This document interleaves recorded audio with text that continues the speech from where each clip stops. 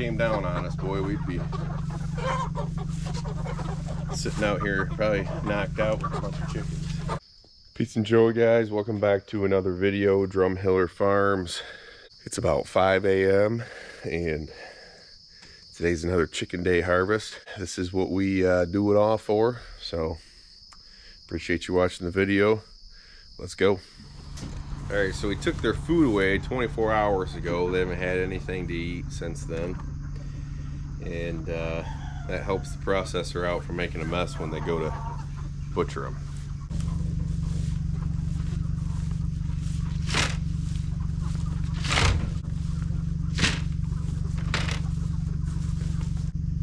Got the propper.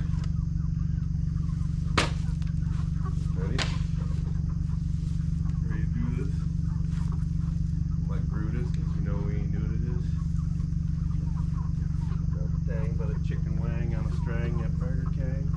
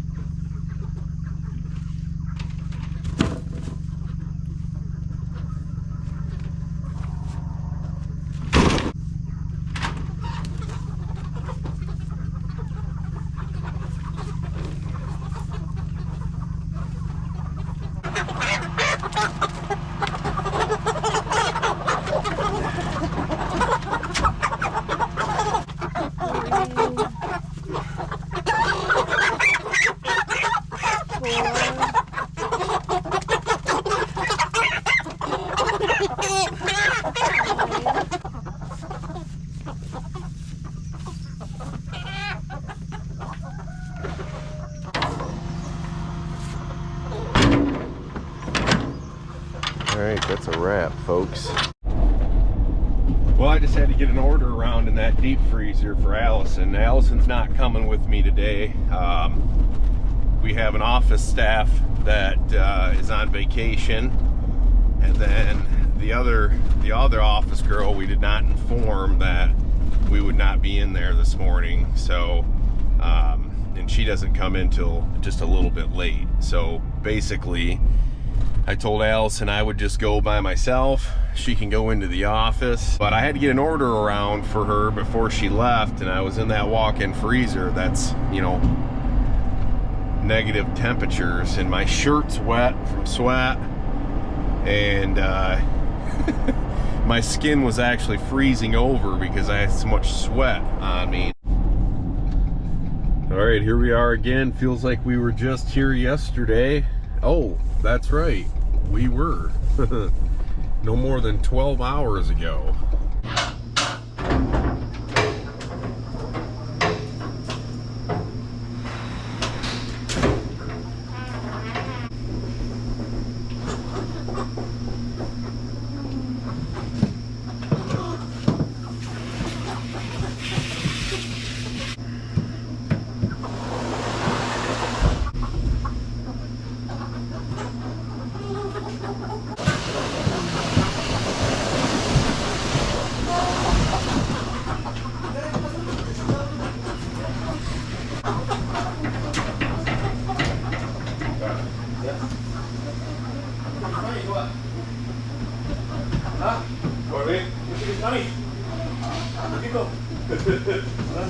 No?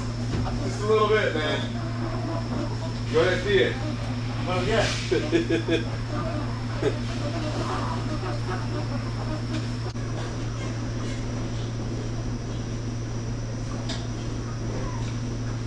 Good?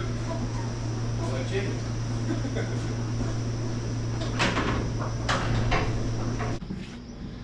Let's blow this popsicle stand. All right, guys, back at the farm. I'm gonna wash this trailer out because chicken crap's the worst, man.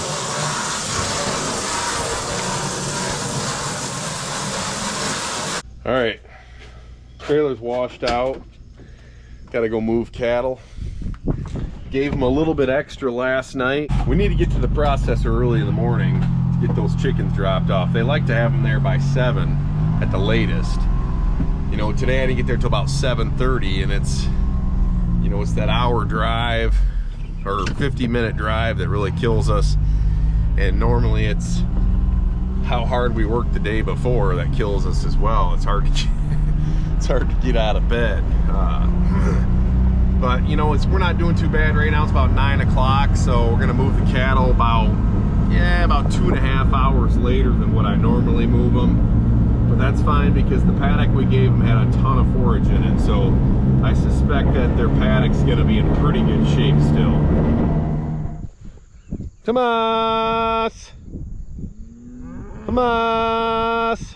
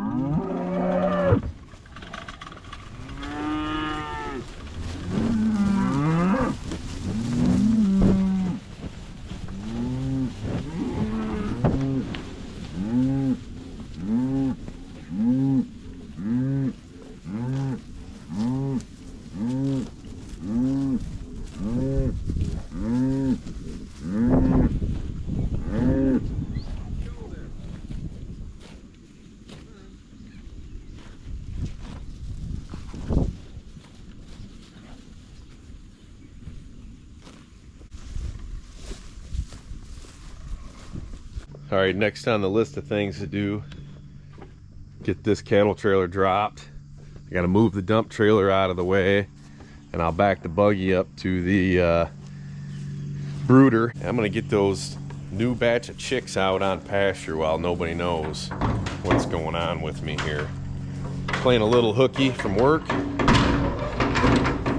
and everybody's all pretty well set for the day, so I'm all caught up on bids. I don't need to get there right away, so I'm gonna do that. Let's get chicks out on pasture. Alrighty, we have hardened off these chicks. They haven't had any lights for the past few days, and they're ready to get out of this brooder. Wouldn't mind seeing them having a little more feathers on them, to be honest with you, but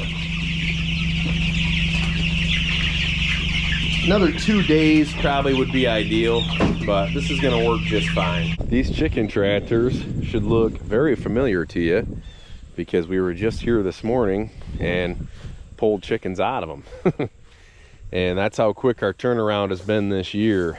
Typically there's about a week break before we put new chicks in here, and then we normally let the brooder sit for a week. I get it cleaned out before the next batch comes. But this year I'm running a few more chicks per batch, which allows us to have a little less labor into it. So instead of moving them twice a day, I'm only moving them once a day. So in return, to get the same amount of chickens harvested by the end of the year, I'm trying to, you know, up our time schedule and kind of keep up with our normal production. So what I'm going to do is I'm going to move these on the other side of the turkeys. I'm going to start working our way back, and it's going to take me a minute to get them moved here, but that'll be all right.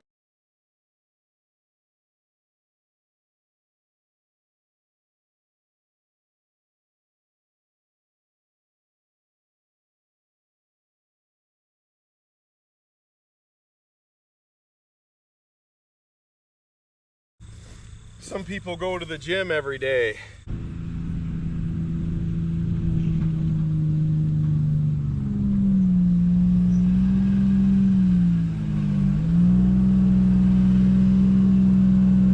What I'm going to do is I'm going to jump in the brooder, and then I'll just toss the chickens on this slide and they'll slide right down in there. Couple things about the brooder when you're brooding your chicks. I do have some egg layers in here, all right, which is fine. You can brood those things together. I'm actually going to run them in the chicken tractors for a few weeks till they get bigger, and then I'll put them with the rest of the egg layers over there. Now, I have started to harden them off from the lights, slowly weaning them off. So with this many chicks, there's about 180 of them in here. I started with 4 lamps, went down to about 2 lamps. Then I had 1 lamp on for about a week or so. Then I turned that off for a couple days. When we're brooded our chicks, we start with some small, I always have the Plasson waterer in here. I start with small waters like that. Small feeders, which you can see, those just get full of wood chips after quite some time. And then I upgrade to only the Plasson water and the bigger trough feeders, and that's just to get them used to getting in this sort of environment where they only have a Plasson and a trough feeder in there. So this grass, beautiful lush green grass, probably could have mowed in front of these guys, which I will here in the next probably day or two. Also because there's a little bit of Lady and Lace, that wild carrot, in this front section. We haven't ran any chickens up in this section of this field before, and that's why there's so many wild carrot in here. I gotta tell you, this field was solid wild carrot. You couldn't see anything but that Lady and Lace when you looked across this field this time of year. And now it's very, very little because I believe running these chicks out here.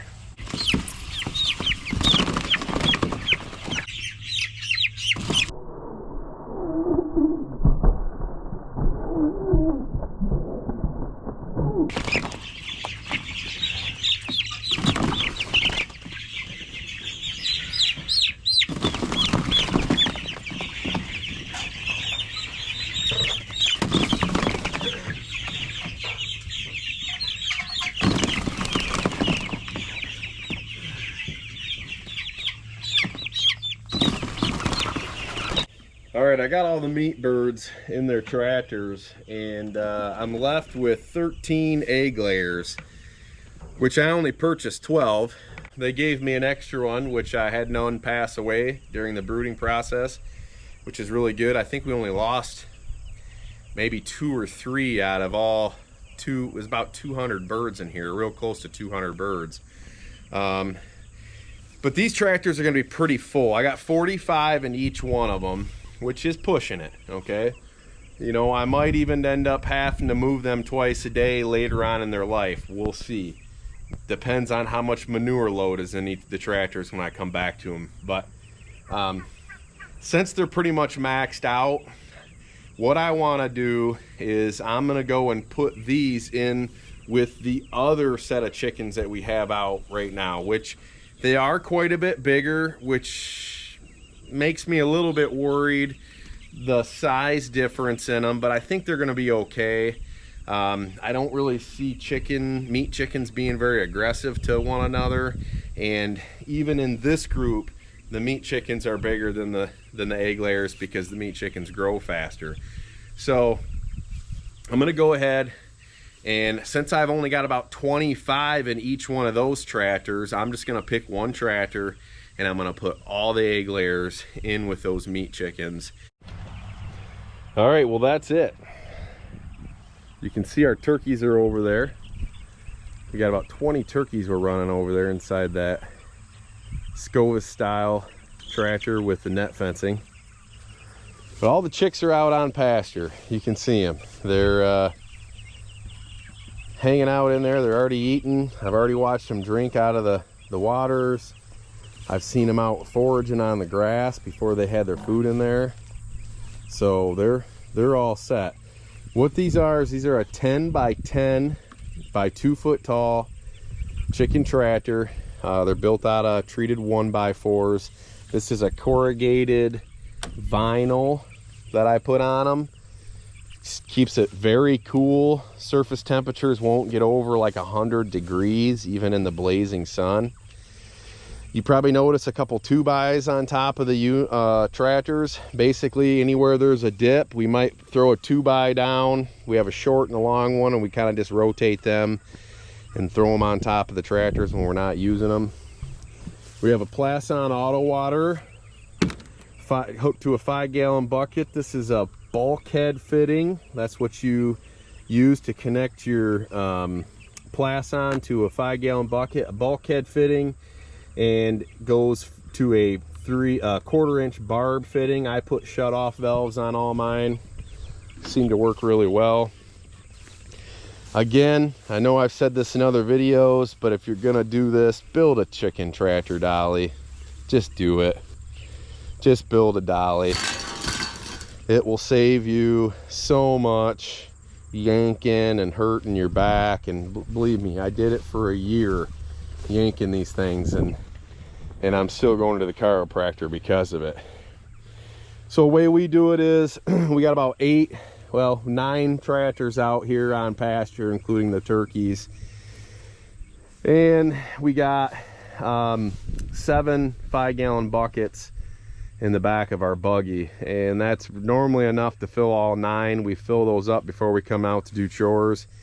I normally pop the tailgate down, go over to our grain bin. We have a spare tub that we use to get the feed out here, and we dump some in each one of them every day. So we got another 4 chicken tractors over there and some here, and we'll just keep that kind of constantly full from the one we throw on the buggy. Right now I'm going to give you a shot of these guys over here. There's our other 4, and I'm going to run over, throw these egg layers in one of those tractors over there with the other meat chicken group, and I'm gonna shower up, and I got a couple bids to run. So I appreciate you guys watching the video. If you have any questions, pop them down into the comment section. Follow along. You know, we try to be informational while entertaining, hopefully. And you know, think about hitting that subscribe button. It'd really help us out trying to get to 1,000 subscribers here. So I'd appreciate it. Have a great day. God bless.